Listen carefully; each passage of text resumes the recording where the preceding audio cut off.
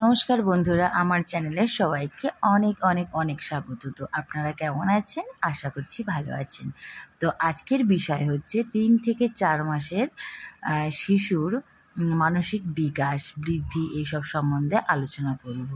তো শুরুতেই আমি বলে নিই, আমি কিন্তু কোনো চাইল্ড স্পেশালিস্ট নই, কোনো ডক্টরও নই। আমি আমার পার্সোনাল অভিজ্ঞতার কথা আপনাদের কাছে শেয়ার করব।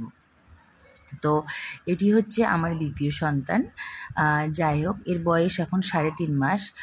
তো এই সময় কি হয়, এই সময় অনেক শিশুরা কিন্তু উপুর হতে পারে, আবার অনেক শিশুরা কিন্তু উপুর হতে পারে না।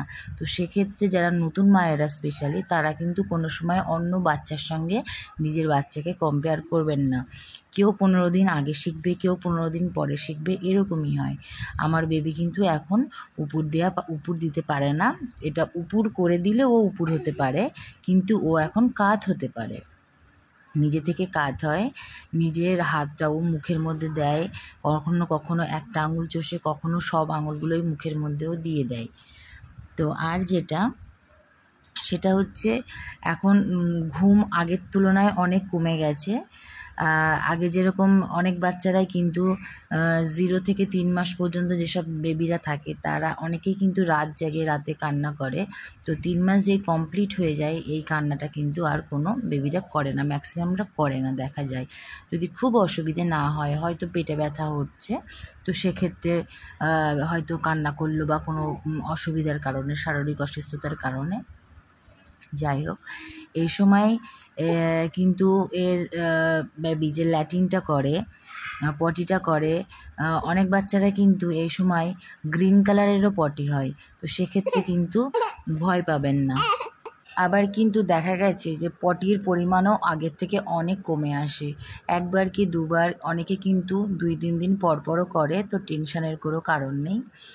এই সময়গুলোতে কি হয়, বেবি নতুন করে মুখ চিনতে শুরু করে, ও হাসতে শেখে, ওর সঙ্গে কেউ কথা বললে ও তার সঙ্গে কথা বলার চেষ্টা করে, জোরে জোরে আওয়াজ করে, কান্নার সুরে জোরে জোরে কথা বলার চেষ্টা করে।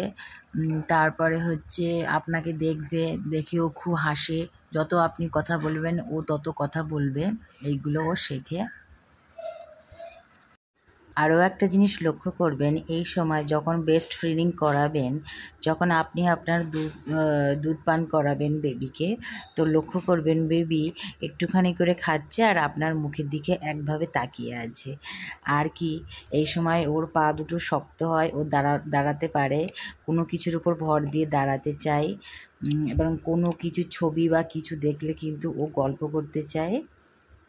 এই সময় যদি আপনি একটু ভালো করে লক্ষ্য করেন, তো দেখবেন বা বুঝবেন যে আপনার শিশুর দৃষ্টিশক্তি খুব প্রখর হয়েছে এখন।